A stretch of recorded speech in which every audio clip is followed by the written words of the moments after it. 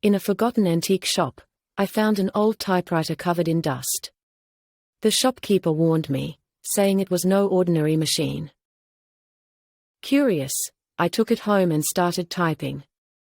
To my shock, the machine began producing words I never typed, predicting events in my life. The words grew darker, describing accidents and misfortunes, ending with a chilling line, the date and place of my death, just days away. I tried to destroy the typewriter, but it always reappeared on my desk, waiting to type its fatal message once more, uncaring of my pleas. Now, every night, it types again, the words shifting.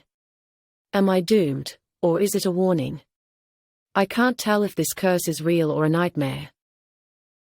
If you ever find a phantom typewriter, beware. It might predict your death, or maybe shape it. The question remains, can fate be changed?